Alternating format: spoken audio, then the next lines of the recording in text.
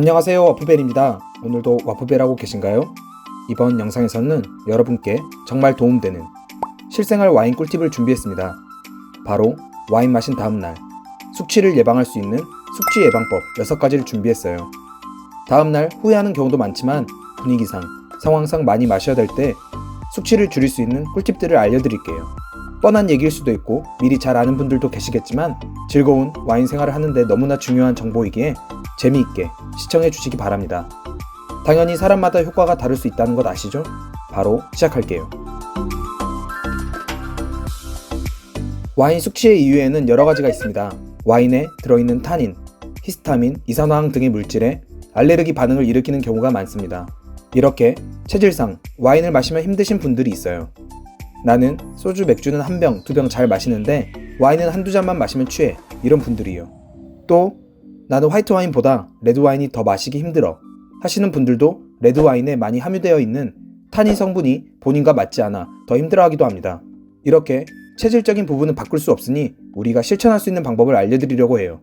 와인 마실 때 다음날 고생하지 않고 즐길 수 있는 실천 가능한 노하우를 소개해드리겠습니다. 현실적으로 숙취를 줄일 수 있는 6가지 방법이에요. 첫 번째, 물 많이 마시기.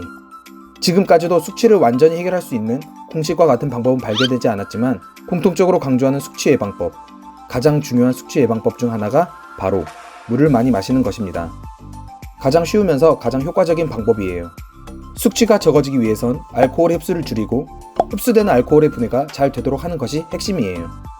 와인을 많이 마시면 탈수 현상이 일어나 혈중 알코올 농도가 높아져 알코올 해독이 힘들어집니다. 그러면 숙취가 심해지는 거예요. 물을 마시면 혈중 알코올 농도가 낮아져 위장과 소화기관의 부담이 줄어들고 소변으로 알코올이 많이 빠져나가기 때문에 와인 마실 때 다량의 물 섭취가 정말 도움이 됩니다. 영국 공공의료 서비스는 와인 한 잔당 물 한 잔을 마시길 권장한다고 합니다. 두 번째, 지나치게 싼 와인은 피하기.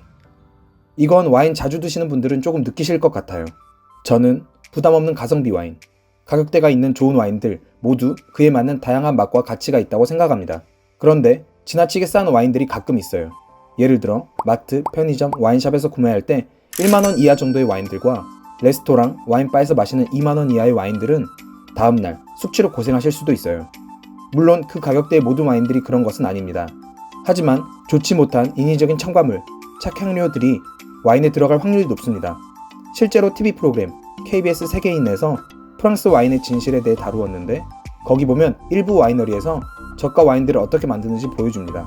사람들이 좋아하는 와인 맛을 내고 싶은데 싼 가격대로 만들어야 하니 싼 첨가제를 넣는 거예요. 또한 포도를 재배하고 와인을 생산하는 과정에서 안 좋은 성분들이 와인에 그대로 포함될 수 있습니다. 그 성분들이 건강에 좋을 순 없기에 지나치게 싼 와인은 가급적 피하시는 걸 추천드려요. 모든 와인이 그렇다는 것은 아니고 조심했으면 하는 부분을 말씀드리는 거예요. 세 번째, 와인 마시기 전 커피나 녹차 마시기. 와인 마시기 전에 커피를 마시면 두통 등의 숙취를 줄이는 데 도움이 된다고 합니다. 미국 국립두통재단에 따르면 와인을 마시기 전 커피를 2잔 정도 마시길 권장합니다. 커피에 들어있는 카페인이 혈관을 수축시켜 와인이 혈관에 미치는 영향을 감소시키기 때문이에요.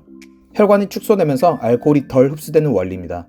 저도 개인적으로 와인 마시는 바로 전후에 커피나 녹차를 마시면 숙취가 조금 덜한 것 같습니다. 대신 커피는 다음날에 숙취가 올라올 때 마시면 그땐 숙취 해소에 안 좋다고 해요. 술을 마시면 다음날 탈수 현상으로 고생하는데 이뇨작용을 활발하게 하는 커피를 마시면 더 많은 수분을 잃게 되어 숙취가 심해진다고 합니다. 그러니 와인 마시기 전에 커피나 녹차를 드셔보는 건 어떨까요? 네 번째, 음식과 함께 와인 마시기. 와인은 소주나 맥주보다는 상대적으로 맛있고 부드러운 술이기 때문에 안주 없이 마시는 경우가 많습니다. 그리고 생각해보면 와인 안주에는 대부분 간단한 핑거푸드, 치즈 등을 먹는 경우가 많아요. 탄수화물, 단백질 등 든든한 음식과 피자 등의 어느 정도 기름진 음식을 와인과 함께 먹으면 음식이 알코올 흡수를 늦춰주기 때문에 다음날 와인 숙취가 줄어들 수 있습니다. 다섯 번째, 달콤한 와인은 조금만 마시기. 다섯 번째 꿀팁은 달콤한 와인 조금만 마시기입니다. 여기서 말하는 달콤한 와인은 특히 저렴한 가격대의 당분이 있는 와인, 싼 가격의 스위트한 화이트 와인 등을 말하는 거예요. 역시 저렴하면서 달콤한 와인들은 인위적으로 설탕을 넣는 경우가 많아요. 이 와인에 들어간 설탕이 몸에 과다하게 섭취되면 알코올과 당분 모두 분해를 위해 다량의 수분이 필요한데 인위적인 설탕 때문에 알코올 분해가 늦춰지게 됩니다. 이를 과다당분 부작용이라고 합니다.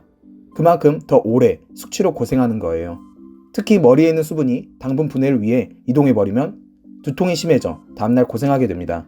제대로 된 방법으로 만들어진 포트와인과 아이스와인 등은 품질이 좋은 것도 많지만 역시 많이 마시면 마찬가지예요. 달콤한 디저트 와인들이라 저도 좋아하는데요. 역시 3잔 이상 많이 마시면 당분이 많아질 테니 조금만 마시는 것이 좋겠죠? 6번째, 와인에 대해 이야기하기.